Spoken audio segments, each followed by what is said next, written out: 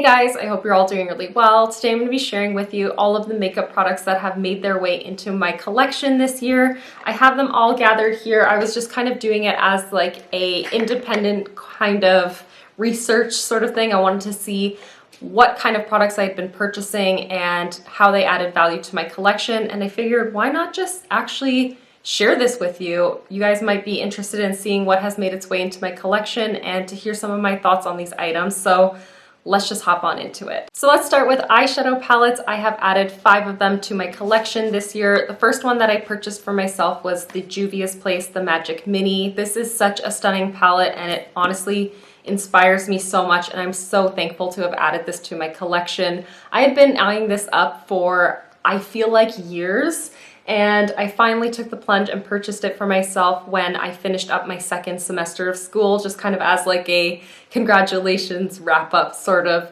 thing. And I have treasured this palette so much. I used this in a palette bingo, and then I did a multi-palette bingo using Juvia's Place recently, so I'll link those both in my description box of today's video. But I just love that this incorporates colors, neutrals, cool tones, warm tones, and I just find that this palette is so cohesive and comprehensive, but it also has so much contrast, and I feel like I can create so many diverse looks that you would never imagine all came from one palette. This is such a stunner, and I'm so happy to have it into my collection now. The next palette I have here is the Melt Cosmetics Smoke Sessions palette. I had my eye on this palette forever. It felt like, I think like a whole year. I think that's when this palette came out, was last year for 420, and I ended up purchasing it just before 420 this year, I guess.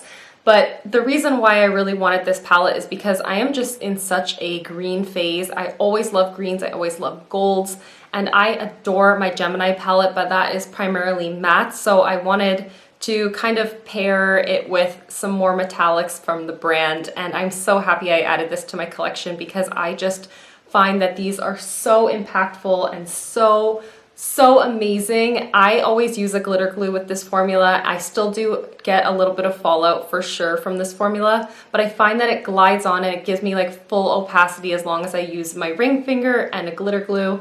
I always do my base second anyway, so if the fallout is not an issue for me. And I just find that these colors have so much of like an amazing wow factor. I am impressed every single time I glide one of these shadows onto my eyes. It is so beautiful, and I'm so happy to have added it to my collection after eyeing it up for a year now. And then the last palette that I did purchase for myself is by e.l.f. This is the e.l.f. and J. Kissa to the Rescue palette. I had so much fun decorating this palette. That was one of the perks of it for sure. But really for me, what made it special is the fact that it is a rainbow palette. Now, the rainbow is not anything new or revolutionary by any means, and we have seen a lot of palettes that have a rainbow layout in the past.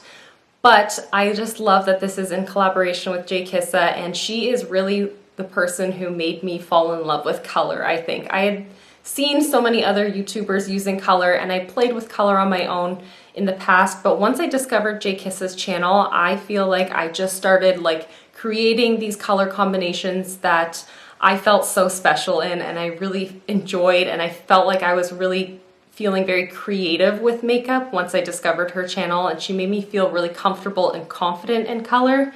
And I know that that's something that she really values, and when I saw this palette, it really did speak to me as something that reflected her, and it reflected what I feel like is my connection with her, I suppose.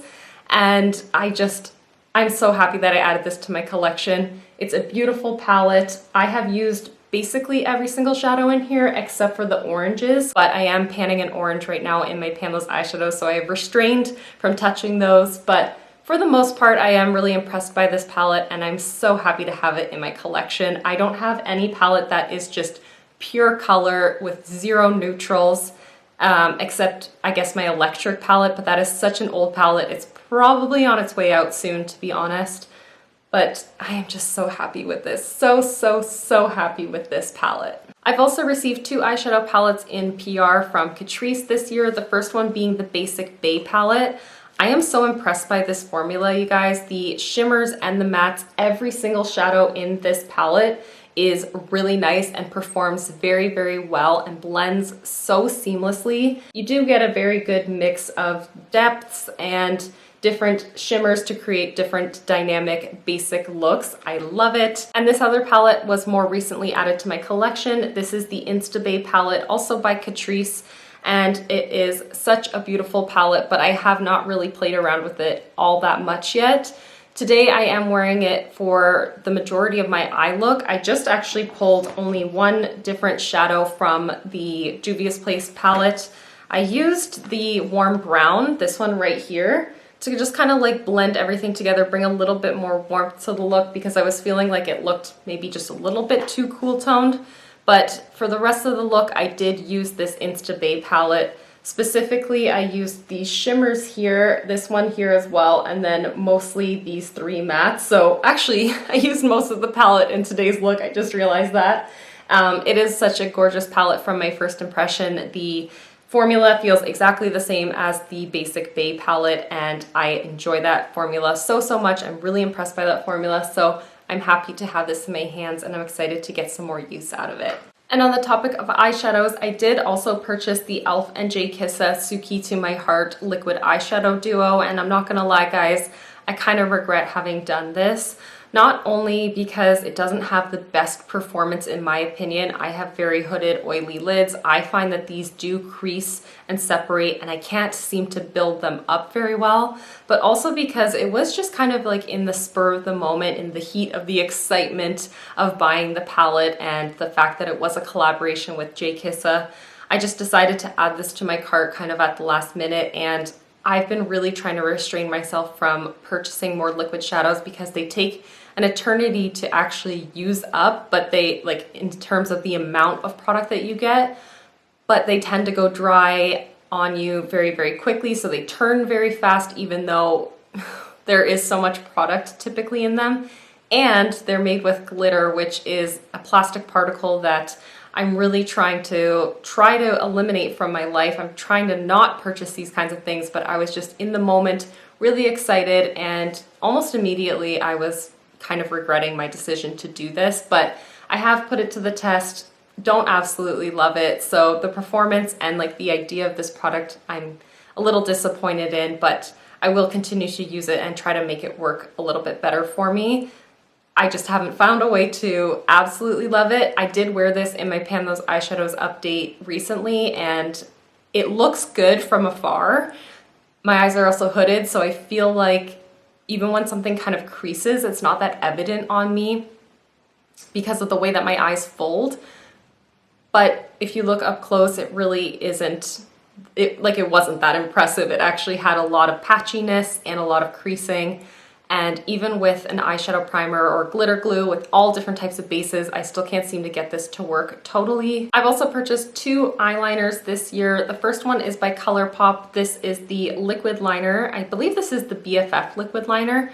And this is in the shade Grande, which is just a beautiful, like chocolatey brown kind of shade. So I tend to prefer using a brown when it comes to liquid liners. I am not very skilled when it comes to liquid liner, and my eyes can feel very closed off and it can just look super heavy and out of place on me. So I felt like going for a brown would be a better option because I used to love the Stila liquid liner.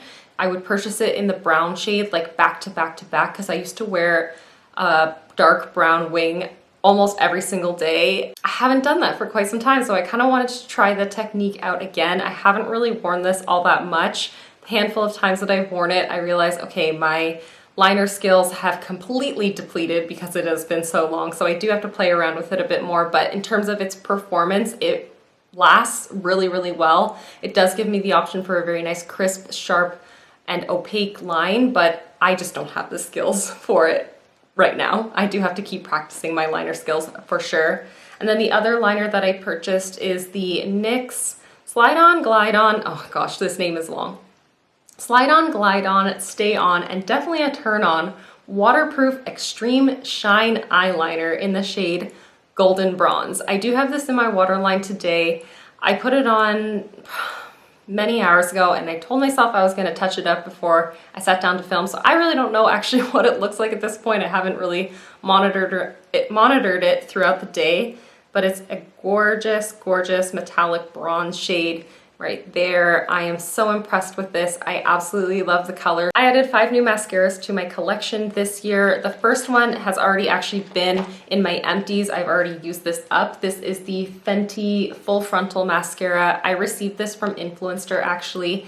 And although it is a mascara that looks really nice on my lashes, it just does not have the longevity for me. My eyes are so hooded and oily that I found that this really did transfer and smudge on me, but it gave me this amazing volume and length, and it really did offer a really nice result. It just didn't have any sort of longevity or like long-term performance for me. After a couple hours, it would wear and I would notice it transferring, and that just is a no-go for me. Also, I don't entirely know the cruelty-free status of Fenty because they are now selling in mainland, not in mainland, but they are selling in China, although not in mainland.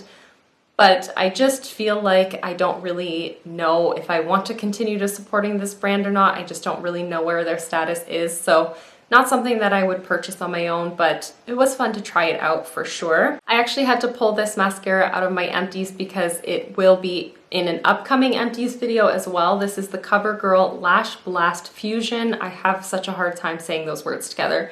And this is the water resistant version. I purchased this before I went on my trip to the Dominican at the end of February, and I really did enjoy it for by the beach, just for those more humid days while I was on that trip. But I must say it didn't give me the most length or volume. It kind of was subpar in both of those realms. I didn't have any issues with this transferring, and it did really help to give a lot of definition and depth at my lashes, which is what I need the most. So it was not a bad formula, but it wasn't like the best. It wasn't the best. And the mascara that I'm currently trying to test right now is this CoverGirl the Supersizer Fibers. And this is decent. This is a very dry formula. Right from the get-go, I did find that it was very dry. And I do enjoy that because I find that I can actually build it up. This wand is quite small, so I find I can't really separate my lashes. So it does give me a lot of volume, and the formula does give a lot of length, but my lashes definitely can look quite clumpy when I wear this. It is what I'm wearing today. I did have to use a little bit of a lash comb just to kind of brush through all my lashes, but I do really like the formula of this. I just don't know what it's gonna be like longer term because it is already very dry. I feel like it's probably one of those mascara formulas that's gonna dry out pretty quickly. It might not even last me 3 or 4 months, but only time will tell. I have yet to open this one. This one is also by CoverGirl. This is the Clump Crusher. This is the water resistant version. I have yet to open it because I know I like this, and I'm just holding on to it as like a backup kind of mascara. These were on sale, so I figured I'd get this one.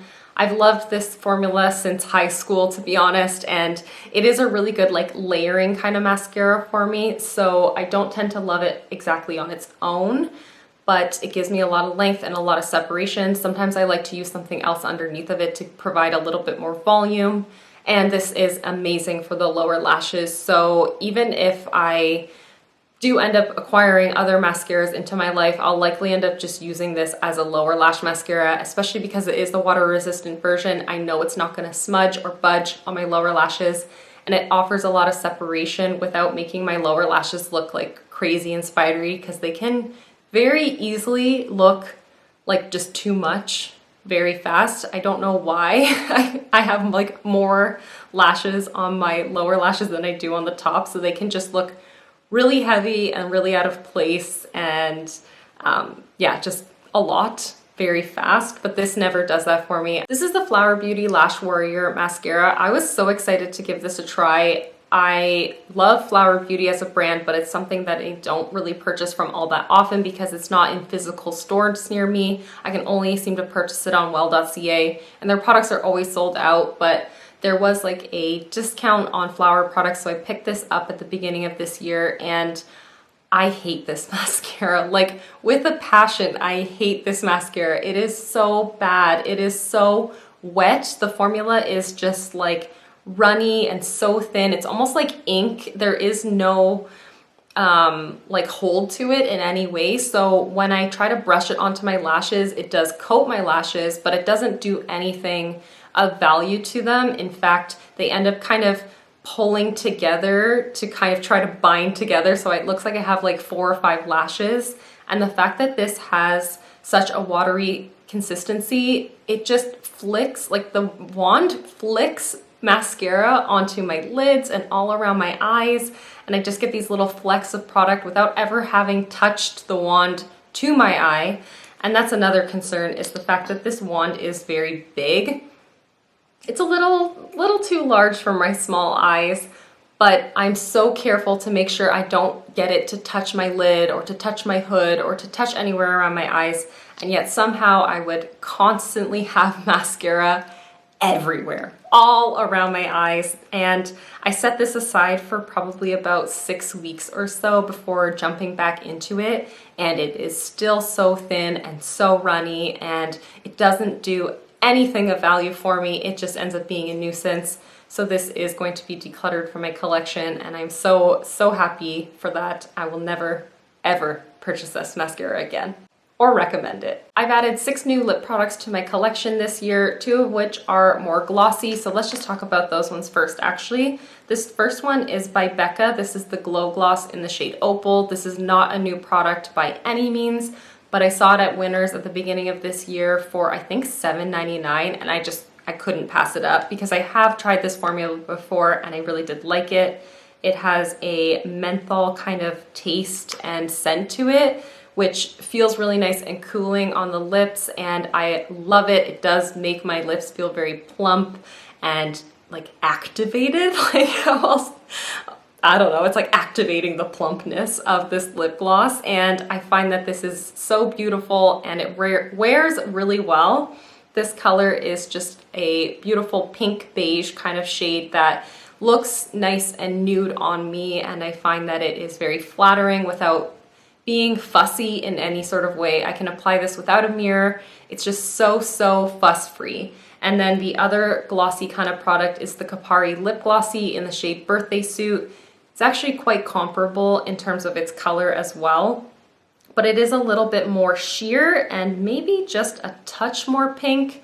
There it is right there. It doesn't have a ton of base pigment. I find that the like beige and pink and gold kind of color really comes from the shimmer of this. I love my lip glossies, so this is no different. This is such an addictive formula. It's so easy to just toss on and wear with anything, and it just feels so nourishing and healthy on my lips. I really do enjoy it. So this one is a little bit of a hybrid between a gloss and a lipstick, I'd say. This is the NYX Filler Instinct in the shade Beach Casual. This again offers that plumping kind of sensation. I adore that feeling. This one really does feel tingly and just, it feels really good. I personally really like it. I know it's not for everyone. Some people say that it kind of burns, but there's something very enjoyable about that feeling to me. So it feels like it's working, you know what I mean? And there it is right there. There's a swatch of it. It again is another nude. I've just been on a nude kick this year, and it's an extremely comfortable, like slippy kind of feeling without being like messy. It really is just a beautiful kind of formula that's very sheer, but it still offers a little bit of pigmentation that really makes my lips look more perfected. I really enjoy it. I love that plumping kind of sensation, and I really love the color on me personally as well. This lipstick I did receive in PR from Catrice. This is the Power Plumping Gel Lipstick in the shade The Future is Femme, which is just such a stunning like berry red kind of shade.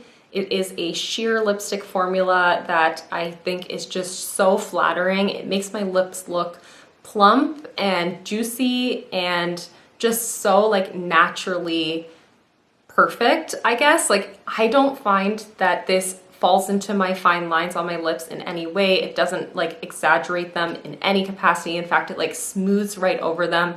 It just makes my lips look so perfected. And this color is just so fun, and you can definitely wear it a little bit more sheer if you want. Like you can definitely shear it out to make it more of like a stain, and I love wearing it that way, but you can also build it up and have a bit more of an opaque finish. And I find that it is just so versatile, and it smells really nice, and it feels really good on the lips, just very comfortable and easy on the lips, which is just my vibe lately, you know? That's just all I want in a lipstick, is just ease, and that gives it to me. And then these other two lipsticks I got as gift with purchases from my one and only e.l.f. order that I made this year.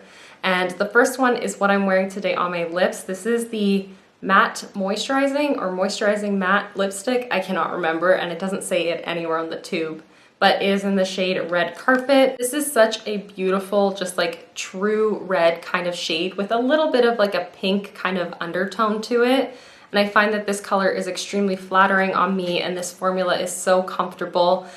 There's nothing about it that's matte. It's quite satin in my opinion, and it's so opaque even though it is satin, but without feeling heavy or being really difficult to apply. It really is such an easy red lip to wear, and I have been a little bit self-conscious that maybe it's on my teeth, but I feel like it doesn't budge at all. Like, I've checked in on myself every once in a while and it doesn't seem to be budging. It seems to be staying in place just fine, and yeah, it is really, really a nice, comfortable formula. I'm really happy that I got that as a gift with purchase actually. And then this other one is, I believe, the Velvet Matte formula. I honestly don't notice a difference between these two formulas, but this one is in the shade Blushing Brown, and I love browns. You know, I love brown lipsticks. And this one is a little bit more of like a cool toned brown. It has definitely a hint of gray in it, which is just 100% my thing. I love it so much, and it is such a comfortable formula. Again, it is very opaque without feeling heavy or being difficult to apply or fussy in any sort of way. It is just such a comfortable lipstick, and all of the lip products that I've added to my collection this year, I'm so happy with, and I'm so impressed by all of them. I've only brought one primer into my collection, and I actually just received this in PR last week. This is the Catrice Prime and Fine Anti-Red No More Red Smoothing with Hemp Oil Primer. It is a green color correcting primer, and I've used it I think 3 or 4 times since I received it, and I really do like it. It has this amazing like earthy kind of scent. It really smells kind of like skincare to me. And it really only is a color corrector. It doesn't really offer anything in terms of like pore filling or anything like that. You can see it just blends out and it corrects the complexion underneath. It feels very nice and smoothing without feeling silicone-y or slippy. It feels like it has the slightest hydration without being greasy or dewy. It really is just a nice like balanced feeling primer, and I love the smell. It just smells so fresh and like skincare to me, and I really enjoy using this so far. This was something that I was kind of like, okay, I guess I have to give it a try because I did receive it, and I mean, I do have quite a bit of redness in the center of my face, so it was worth a shot, and really happy and really impressed with it so far. The only base product that I've purchased this year actually is this ColourPop Pretty Fresh Hyaluronic Acid Tinted Moisturizer. I have mine in the shade Light 6W, which is definitely too fair for me right now, but when I first purchased this, I believe at the end of March or beginning of April, some point during the chaos of everything, I purchased this and the color was like spot on, perfect for me. This formula is very thin, however, so it did work for a while for me, but right now I do find I am just a little bit too tanned for this, which is okay because I'm trying to pan my Bare Minerals Complexion Rescue anyways for the moment, but I am so excited to jump back into using this come the fall and winter because it just makes my skin look so healthy, and it offers like a slightly perfected base without being anything over the top or really looking makeup-y in any way. It just looks so juicy and dewy and borderline sweaty in the best way possible, and I love it. I am so happy I decided to pick this up, and I'm so looking forward to using this more come the fall. And the only concealer I purchased this year is by e.l.f. This is the Hydrating Camo Concealer. This is the satin finish version of the camo concealer, and I have it in the shade Light Sand. I do, however, have the original version of the camo concealer as well, which is much more mattifying and quite dry. I personally don't like the formula of that one, and I love the formula of this one. I have been wearing it on my face every single day for probably 2 weeks now. I have not touched my Born This Way one because the color is actually a little bit too light for me, but I just think that this looks so fresh and so good on my skin, and I don't have to necessarily set this under my eyes, even though I am like a compulsive under eye setter because I have fine lines under there that I hate seeing product just live inside of. But this actually, although it does fall into my lines, it kind of like fills them out in this way that's very flattering actually, and it's very nice. I really do enjoy this. I love the way this looks on me. I really enjoy everything about this, including the price tag, like especially the price tag. It is such a good concealer and I definitely recommend it. I've only brought one bronzer into my collection this year. This is the Becca Sunlit Bronzer in the shade Capri Coast. This shade is just a little bit too fair for me right now, but I know I love this formula. I have obviously used this as well. You can see there's a bit of wear on it, but it is just a little bit too fair for me right now. But I do have a mini in the shade up from this one, which is, I believe, Bronzed Bondi. And I knew I loved the formula of it. So when I saw these on sale, I think at the end of May, I was like, I had to buy it. It was on sale at Sephora for like 30 or 40% off, like a crazy discount, and so I had to get it. Like, I just could not resist it. I really enjoy this formula. It has just a tiny bit of sheen and it offers this just like natural luminous bronze to the skin, and I love the way that it looks on my complexion. Now, if you follow me on Instagram, you may have thought that I would have had 3 bronzers in my collection. However, the Catrice ones that I received in PR that were in the Sungasm line, I decided to declutter. I gave one of those to my mom already, and I will be giving the other one away as well to a friend because I just was so disappointed in that range. It was just like atrocious to see that they just came out with one warm tone, one cooler toned bronzer, and that was it. They didn't actually come out with a shade range that suited most people by any means. It would only suit really my complexion, and that just seemed so unfair, and I just didn't want to give it a try. I didn't want to validate it, so I just gave those away.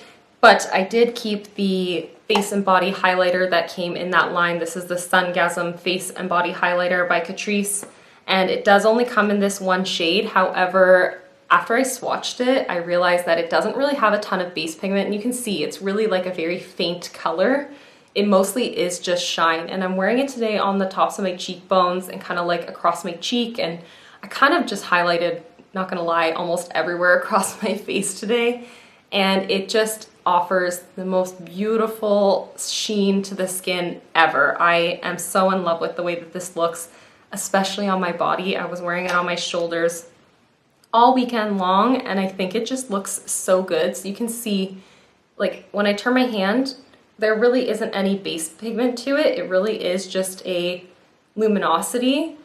And so I do think that although it won't work for every single person and it won't work for everyone's preferences or their undertones per se, it will work for a large variety of people. Depending on how intense you like your highlighters to be, you can definitely sheer this out or build it up. But the fact that it doesn't have any sort of base pigment, I think, is going to make it a lot closer to universal. By no means is it universal for everyone, but definitely makes it a lot closer to universal.